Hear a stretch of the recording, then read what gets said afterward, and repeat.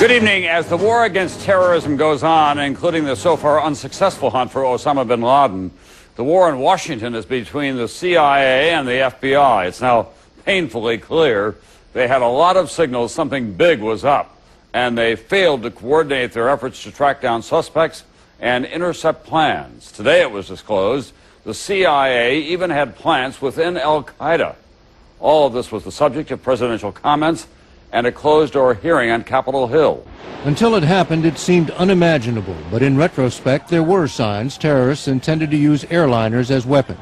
A closer look now at criticism of the U.S. intelligence community. In the current issue of Newsweek magazine, writer Michael Isikoff reports that the CIA was actively tracking two of the suspected September 11th hijackers and even trailed those men pictured here to an Al-Qaeda summit in Malaysia. Here's what he told CNN.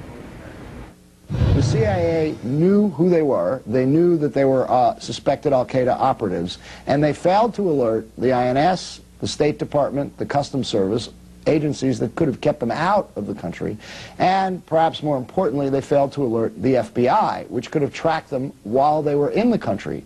In many ways, it dwarfs the disclosures that have come out about the FBI and its failure to act on warnings from its field offices in Phoenix and in Minneapolis, because this does involve two of the hijackers. The National Security Agency picked up information on September 10th that something big was coming.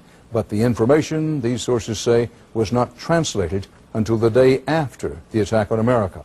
Only then did the NSA realize the significance of its information. But with so much information pouring in, the government had only 5 translators for the languages spoken in Afghanistan. And that's one of the reasons why they missed a lot of this material, is because it stores up, and it may be 6 months before they actually get somebody to analyze it. It was actionable information. And what's clear to me as a former intelligence officer is that somebody in Washington dropped the ball. Whether it was FBI or CIA is to be determined. And on Capitol Hill today, more of the same as the House and Senate Intelligence Committees went into secret session as they tried to determine why no one headed off 911. As NBC's Lisa Myers reports, in the early stages at least, the blame game is getting most of the attention. Up a back stairwell to the 4th floor of the Capitol, behind closed doors, Congressional Intelligence Committees meeting in a special soundproof room today began sifting through the debris of 9/11. Sources say some 200 interviews and 100,000 pages of documents reviewed so far reveal even more dropped balls by both the CIA and FBI than is now publicly known. We will be looking at every instance of the intelligence community where there were opportunities, or seemingly opportunities, that nothing was acted upon. The most critical dropped ball, investigators say, is that the CIA identified 2 of the hijackers as terrorists a year and a half before the attacks, Khalid al-Midhar and Nawaf al-Hamzi, knew they were headed to this country and did almost nothing until it was too late.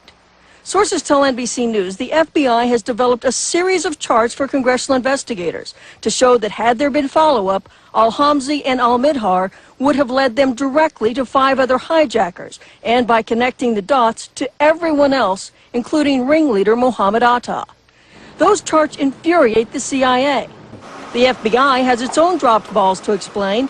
A top FBI counterterrorism official told Congress today that he never saw the Phoenix memo warning of Arab men in flight schools until after 9/11, even though it was addressed to him. July 2001. An FBI agent in Phoenix sends this email to headquarters warning that followers of bin Laden might be attending flight schools in the U.S.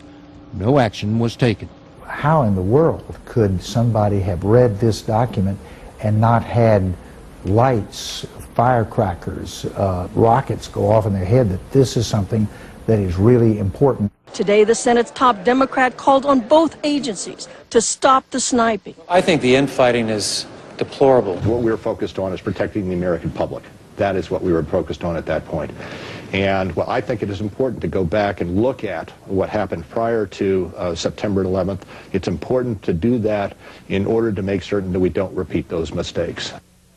The FBI let it be known today it is getting ready to make some changes in the way it fights terrorism, including assembling a whole new anti-terrorism team. This comes as U.S. intelligence, the FBI, and other law enforcement agencies are coming under growing criticism for failing to detect the September 11th terror plot and, in some cases, ignoring clear warning.